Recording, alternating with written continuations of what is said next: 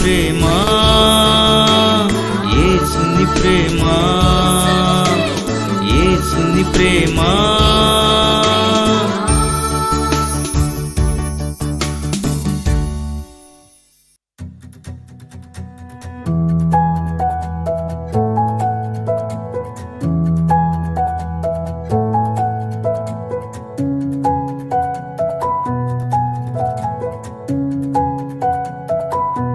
స్తుతి నైవేద్యం. Praise the lord. ప్రభునందు ప్రియమైన ఈ కార్యక్రమాన్ని చూస్తున్న ప్రియమైన సహోదరి సహోదరులందరికీ కూడా క్రీస్తు పేరిట శుభాలు తెలియజేస్తున్నాను. 3వ మాటను ఈరోజు మనము ధ్యానం చేసుకుందాం. యేసు ప్రభు వారు శిలువలో పలికిన ప్రత్యేకమైన 7 మాటల్లో 3వ మాట చదువుకుందాం. చూడండి, బైబిల్ గ్రంథంలో యోహాను సువార్త 19వ అధ్యాయము నేను 25వ వచనం నుండి చదువుతున్నాను. ఆయన తల్లియు ఆయన తల్లి సహోదరియు క్లోపా భార్య అయిన మరియయు మగ్దలేనే మరియయు యేసు శిలువ యొద్ద నిల్చుండిరి. యేసు తన తల్లియు తాను ప్రేమించిన శిష్యుడును దగ్గర నిల్చుండుట చూచి, అమ్మా, ఇదిగో నీ కుమారుడని తన తల్లితో చెప్పాను. తరువాత శిష్యును చూచి, ఇదిగో నీ తల్లి అని చెప్పాను. ఆ గడి నుండి ఆ శిష్యుడు ఆమెను తన ఇంట చేర్చుకున్నాడు. ప్రార్థన చేసుకుందాం. కృప కలిగిన మా తండ్రి, నీ కృపలో మమ్మల్ని జ్ఞాపకం చేసుకొని నీ వాక్యం ద్వారా మాతో మీరు మాట్లాడండి ప్రభువా.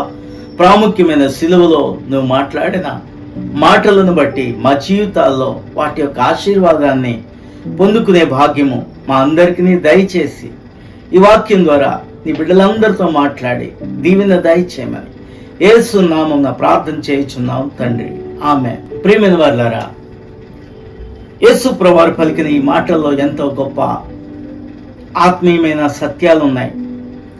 యేసు ప్రభువారు మానవులందరికీ కూడా గొప్ప మాదిరి. యేసు ప్రభు మనుష్య కుమారుడిగా ఈ లోకంలో జీవించి ఏ మనుషులు చేయలేని గొప్ప కార్యాలు ఆయన చేశాడు. అందుకనే ఆయన సంపూర్ణంగా దేవుని కుమారుడు, అలాగే సంపూర్ణంగా ఆయన మనుష్య కుమారుడుగా ఆయన వచ్చి మానవులకు అసాధ్యమైన వాటిని మనిషిగా ఆయన చేసి ఆయన పరిశుద్ధుడిగా జీవించాడు.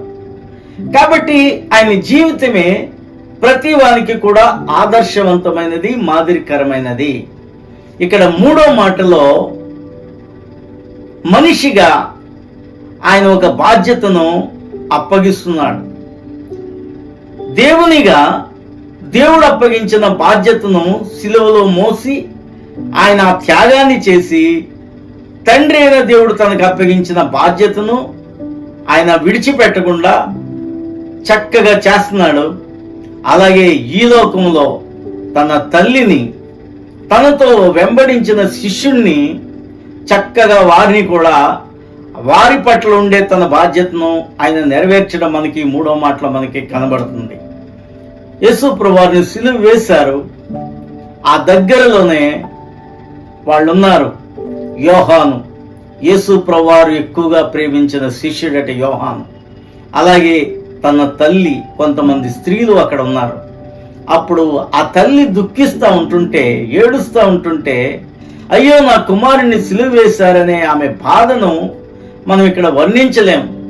అయితే ఆమెతో చక్కగా దేవుడు ఏమంటున్నాడంటే, ఇదిగో నీ కుమారుడు, ఇతడు నిన్ను చూచుకుంటాడమ్మా అని చెప్తున్నాడు.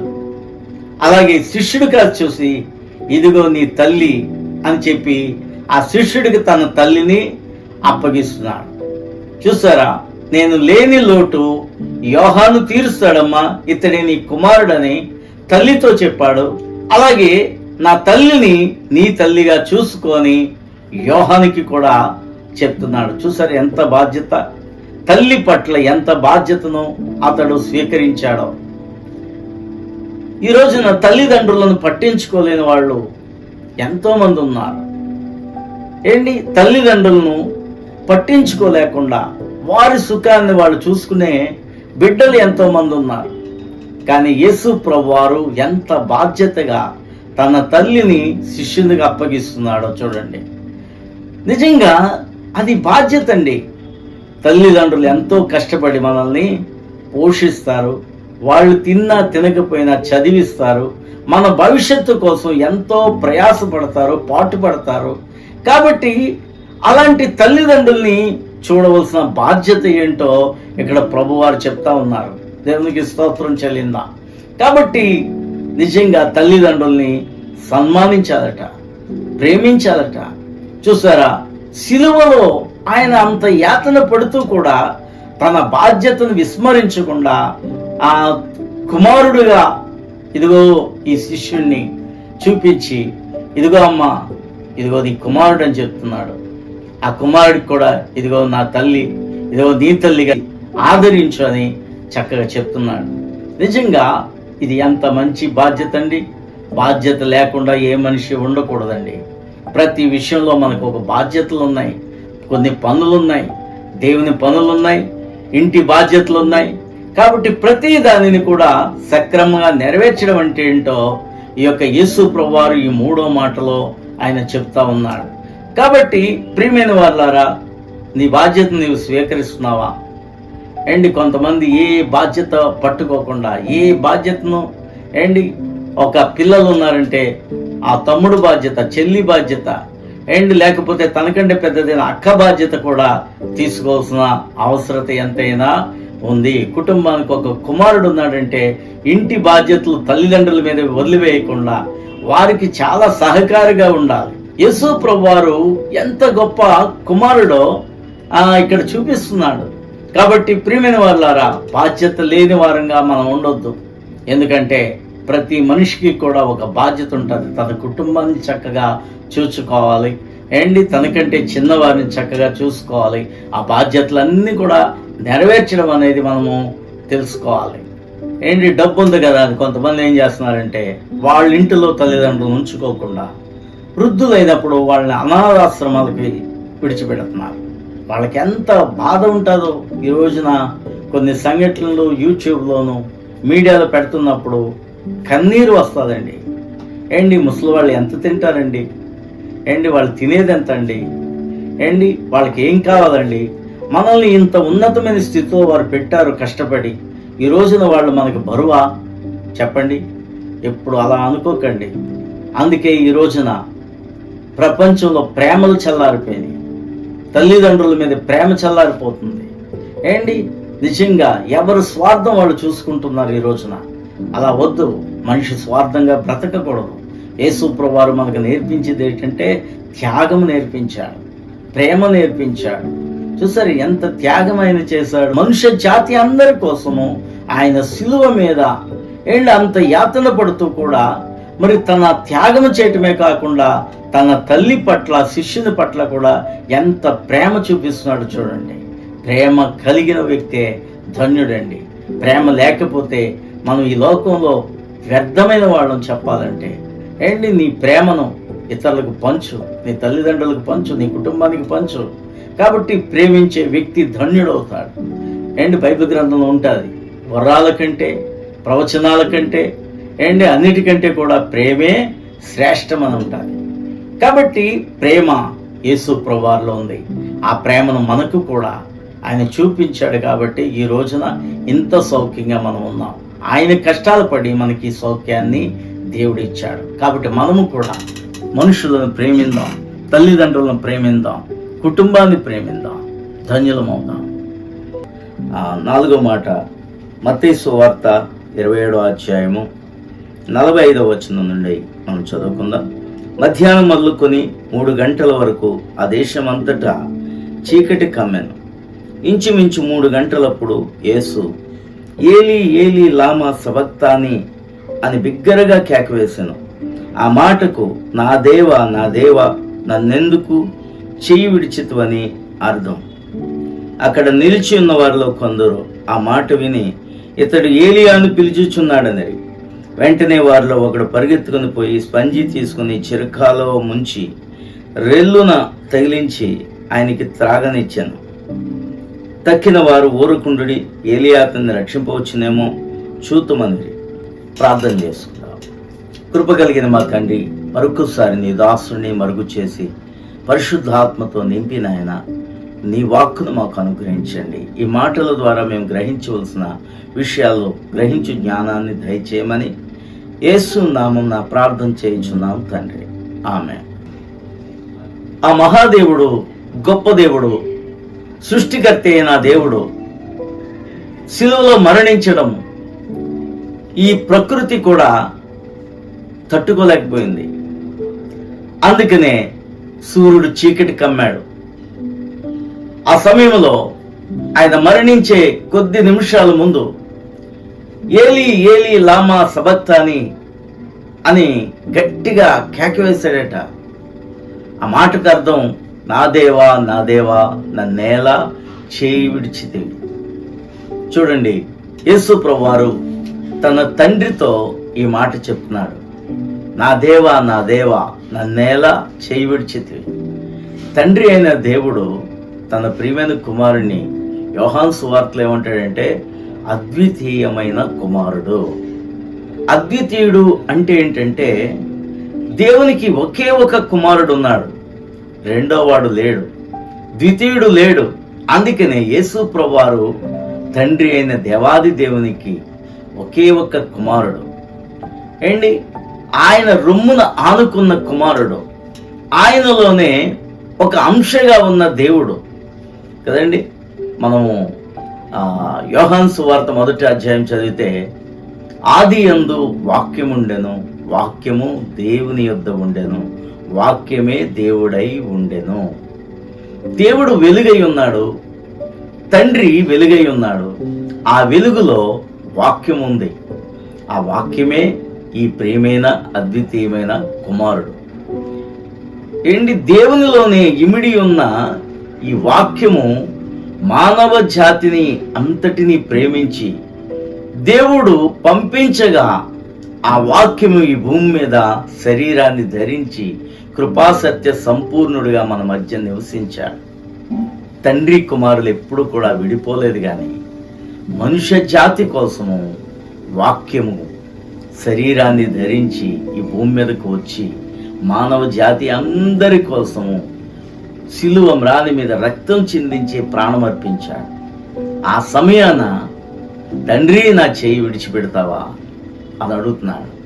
నిజమే, మన కోసం తండ్రి అయిన దేవుడు తన ప్రియమైన కుమారుణ్ణి మనందరి కోసం విడిచిపెట్టాడు.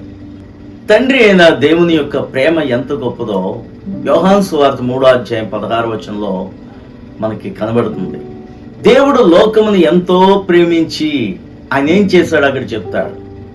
దేవుడు లోకమును ప్రేమించాడట. ఒక కవి గారు ఏమంటారంటే, దేశం అంటే మట్టి కాదో, ఈ దేశం అంటే మనుషులో అన్నాడు. నిజంగా ఆ మాట చాలా గొప్పది. లోకం అంటే మట్టి కాదు, మనుషులను దేవుడు ప్రేమించి ఏం చేశాడంటే తన ఏకైక కుమారుడు, అద్వితీయమైన కుమారుణ్ణి, ప్రియమైన కుమారుణ్ణి ఈ లోకానికి మనమందరం నిత్య జీవం పొందుకోవటానికి ఆ కుమారుని అనుగ్రహించాడు. ఆ కుమారుడిని నలగగొట్టడానికి తండ్రి అయిన దేవునికి ఇష్టమైందని యెషయా గ్రంథంలో 53వ అధ్యాయంలో చెప్పబడుతుంది. మనందరి రక్షణ కోసం, మనందరము నిత్య జీవంలో పరలోక రాజ్యంలో ఆ దేవాది దేవునితో సర్వ సౌఖ్యములు అనుభవించటం కోసం బలి యాగముగా, బలి పశువుగా, దేవుని గొర్రె పిల్లగా యేసు ప్రభువారిని మనందరి కోసం అనుగ్రహించి ఆ ప్రియమైన కుమారుని చేయి విడిచాడు. అందుకనే ఆ తండ్రిని వేడుకుంటున్నాడు, నా దేవా నా దేవా ఏల నన్ను విడిచితివి అని పెద్ద కేక వేశాడు. ఇదే మాట 22వ కీర్తనలో భక్తుడైన దావీదు ప్రవచనంగా చెప్తాడు, నా దేవా నా దేవా నన్నేల చేయి విడిచితివి. దావీదు నోటంట వచ్చిన ఆ ప్రవచనము ఇదిగో ఈ క్రొత్త నిబంధనలో మత్తయి సువార్తలో రాయబడ్డాది. ఏలీ ఏలీ లామా సబక్తాని అంటే నా దేవా నన్నేలా చేయి విడిచితివి అని పెద్ద కేక వేసి మాట్లాడుతూ ఉంటుంటే అక్కడుండే ప్రజలు ఏం చేస్తున్నారంటే, ఈయన ఏలియాను పిలుస్తున్నాడు తనను రక్షించమని అని వాళ్ళు అనుకుంటున్నారట. కాబట్టి ఆయన తండ్రితో మాట్లాడుతున్న మాటలు ఈ లోకానికి అర్థం కాలేదు. మనందరి కోసం తన తండ్రి తన చేయి విడిచిపెట్టాడని ఆ దేవుడు బాధపడతా ఉంటుంటే ఈ లోకంలో ఉండే మనుషులు ఏమనుకుంటున్నారంటే ఏలియా ఏలియా అని పిలుస్తున్నాడు ఈయన, ఏలియా ప్రవక్త కదా, ఈయన్ని రక్షిస్తాడేమోనని పిలుస్తున్నాడు, అది చూద్దాం అనుకుంటున్నారట. అందులో ఒకడు చేదు చెరకదం ఆయనకి పెట్టాడట. కాబట్టి చూడండి, మనుషులకు దేవుని ప్రేమ అర్థం కాదండి. ఈ లోకంలో ఎన్నో ప్రేమల్లో మనుషులు పడుతూ ఉంటుంటారు, గాఢంగా ప్రేమిస్తారు. ఆ ప్రేమలు ఫెయిల్యూర్ అయ్యేటప్పటికి ఆత్మహత్యలు చేసుకుంటారు. నిజంగా మనుషులు లోకంలో ప్రేమను వెతుకుతారు. నిజమైన ప్రేమ మనిషికి ఎక్కడ దొరుకుతుందంటే దేవుని దగ్గర దొరుకుతుంది. తండ్రి అయిన దేవుడు తన ప్రియమైన కుమారుణ్ణి మనందరి కోసం ఆయన అప్పగించడం అద్భుతమైన ప్రేమ. ఆ తండ్రి మనవి విని ఆ తండ్రికి గొప్ప కుమారుడు మనందరి కోసం మనల్ని ప్రేమించి ఆయన బలి అవ్వటం అద్భుతమైన ప్రేమ. అందుకని ఈ ప్రేమలేవి కూడా, ఈ లోకంలో ఉండే ప్రేమలేవి కూడా ఆ ప్రేమ ముందు దిగదుడుపు లాంటివి. ప్రియమైన వాళ్ళారా, ఏ ప్రేమ మనం రక్షించదు కానీ ఆ కుమారుడు నీ కోసం నా కోసం బలి అయ్యాడు చూడండి, తన రక్తమంతా ధారపోసాడు చూడండి. ఆ ప్రేమే మానవ జాతిని పాపము నుండి విమోచింపగలదు. మనమందరం పాపులమైతే సిలువలో యేసు ప్రభువు చిందించిన రక్తము పవిత్రమైనది, కళంకము లేనిది. ఆ రక్తంలో ఏ దోషము లేదు. పవిత్రమైన పరిశుద్ధమైన రక్తాన్ని మనందరి కోసం ఆయన సిలువలో చిందించాడు. కాబట్టి ఆ రక్తము కళంకము లేని రక్తము, పాపము లేని రక్తము కదండి. మనమందరం పాపులం, ప్రతి మానవులో పాపం ఉంది. కాబట్టి మనల్ని క్షమించాలంటే పాపము లేని వాడు మనకి కావాలి. అందుకనే యేసు ప్రభువారు పుట్టుకతోనే పాపి కాడు, జన్మ పాపం ఆయనలో లేదు. పురుషుని సాంగత్యం వల్ల యేసు ప్రభువారు పుట్టలేదు. కన్య మరియ పరిశుద్ధాత్మ శక్తి ద్వారా గర్భాన్ని ధరించింది కాబట్టి ఆయన జన్మించాడు. ఎందుకంటే స్త్రీ పురుషుల కలయిక వల్ల పుట్టిన ప్రతి మనిషిలో కూడా పాపం అనేది వస్తుంది. మన రక్తంలో ఆ పాప స్వభావము ఉంటుంది. అందుకని యేసు ప్రభువారు సిలువలో చనిపోయి రక్తం చిందించాలి. కాబట్టి ఆ రక్తం పవిత్రమైనదే ఉండాలి, పరమాత్మని రక్తం. అందుకని ఆయన ఏ పాపము లేని వాడుగా పుట్టాడు, ఏ పాపము ఆయన లేకుండా జీవించాడు. అందుకని ఆయన సిలువలో పాపులందరి కోసం చిందించిన రక్తం పవిత్రమైనది.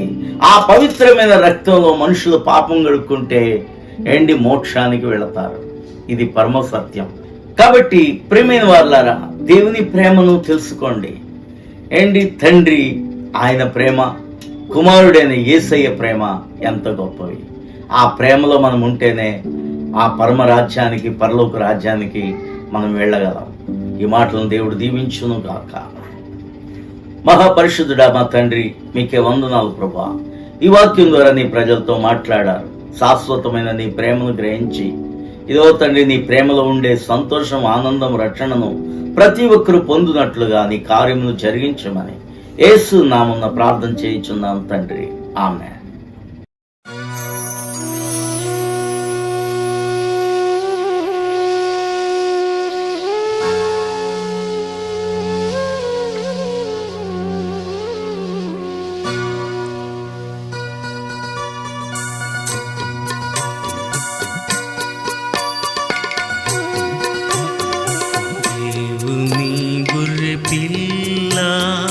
దేవుని గొర్రె పిల్ల లోక పాపం మోసికొని ఆ ఘోర సిలువను కోరెను. లోక పాపం మోసికొని ఆ ఘోర సిలువను కోరెను. మనిషిపై నీ ప్రేమకిదియే తాగునా